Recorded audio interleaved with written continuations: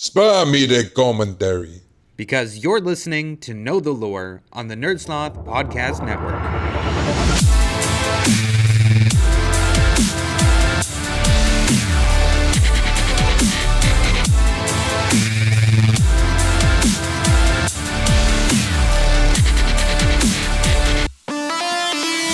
Hey everyone, our prayers to Blizzard have finally been answered, and we now have the new hero that we have been waiting for since hearing his name in the game launch trailer. That's right, I am here to discuss everything we know about Doomfist. As with most villains, well, is he considered a villain? I guess you can decide for yourself, but as with most characters, we're gonna have to go back in the past and find out what events changed them to make them become who they are today. However, first, we do need to establish two other characters, and you've heard me talk a little bit about this entire subject before during the episode about Winston, but you need to know that years ago, there was a man named Abadu Nagumi, and he was the first to wield the cybernetic gauntlet of immense power known as the Doomfist. Nagumi was also known as the Savior. At the moment, we don't really know the reason for this title, but based on the military garb he wears in his poster, as seen at the Numbani Museum exhibit, it seems pretty reasonable that he was some kind of war hero that played a major role in securing victory for the winning side. Eventually, the Doomfist gauntlet was passed to another, Akinjide Adeyemi, who instead of a hero, became known as the Scourge of Numbani. Adeyemi was despicable and profited greatly from war. Having joined the Talon organization, he helped carry out raids on Numbani, where he stole, murdered, and created mass hysteria and fear wherever he went. Nice guy, right? Hold that thought, because we're going to come back to him later, but right now, it's time to move on to the main character of this episode. Akande Ogundimu was born into a respected family in Nigeria, making him heir to the family business of prosthetic technology. Even as a young man, Akande was known to exhibit keen intellect and charisma, which he was able to use in the family business, helping it expand and setting himself up for a prominent future.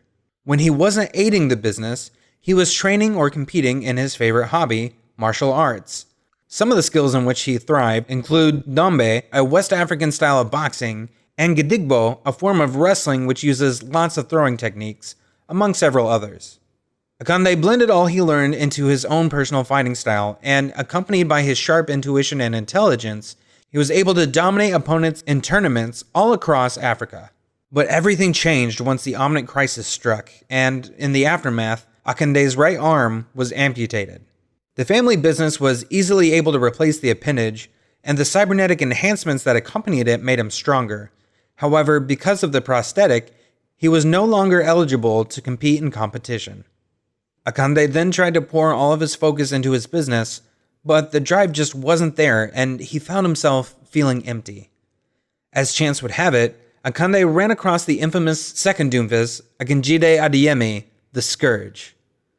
Adeyemi noticed something promising in Akande and offered him the chance to join him as a mercenary for hire. Though wary at first, Akande accepted the offer and felt himself flourish once he had a purpose and an environment to unleash his full strength for the first time.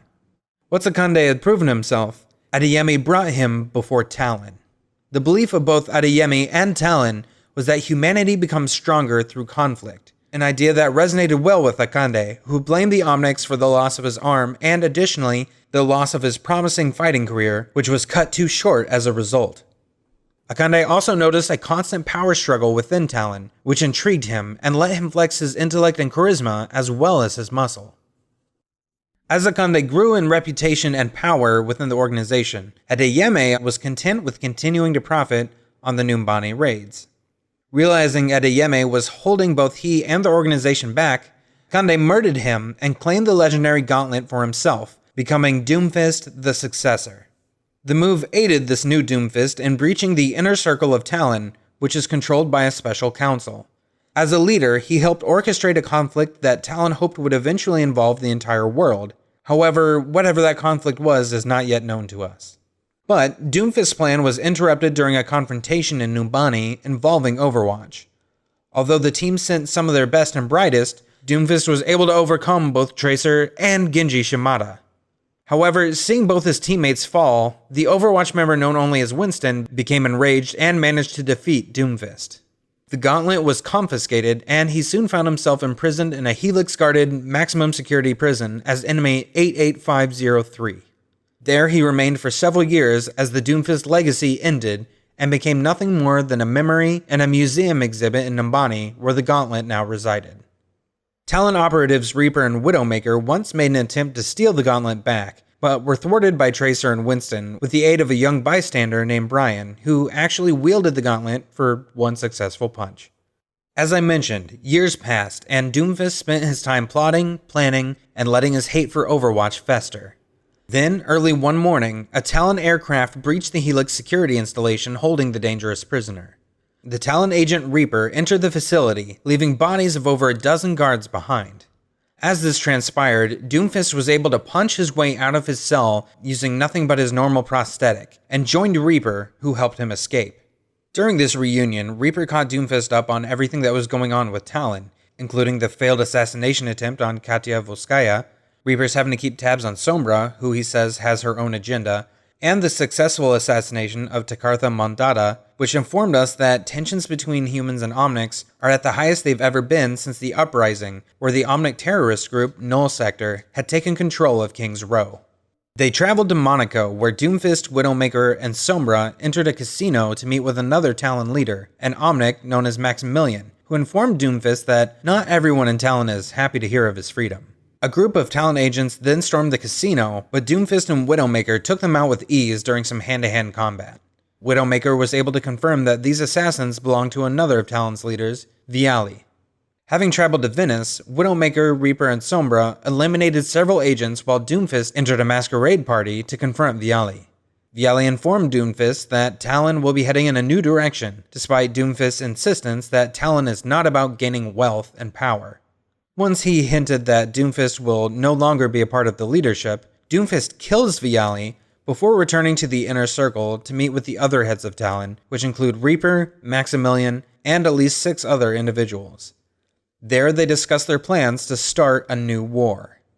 Having resecured his place as a leader of Talon, Doomfist travels back to Numbani to recover the gauntlet that was taken from him so many years ago. He arrived during Numbani's Unity Day celebration, and having landed at the airport, was immediately confronted by the new OR-15 defense robots, which he took little time in destroying. Having thwarted Numbani's defenses, he retrieved the gauntlet and was ready to take revenge on the remnants of Overwatch. Now, what's interesting is despite his ruthlessness and villainy, Doomfist is actually known for having a sense of honor and puts a lot of emphasis on having respect and manners. He additionally admires Hanzo Shimada and has asked him to consider joining Talon. For the moment, that's all we really know, but if you have any questions or comments, you can reach out to me on Twitter or the PlayStation Network at Slurrednerd. If you like listening to me personally, you should check out my other podcast called Saturday Morning Cartoon Boom, which is pretty much exactly what it sounds like. That's it for now until we find some more lore from Blizzard, so thank you for listening, and remember, Human strength will only get you so far. Chris here. If you enjoyed the show, please rate, like, subscribe, comment, or share, as every little bit you do helps the show. Know the Lore is recorded and produced by NerdSloth. More episodes can be found at NerdSloth.com, along with our other awesomely nerdy shows. Search for NerdSloth on social media such as Facebook, Twitter, and Instagram. Music heard during the show is the Overwatch Victory theme remixed by DJ Effiksha. Go to effiksha.com to hear more.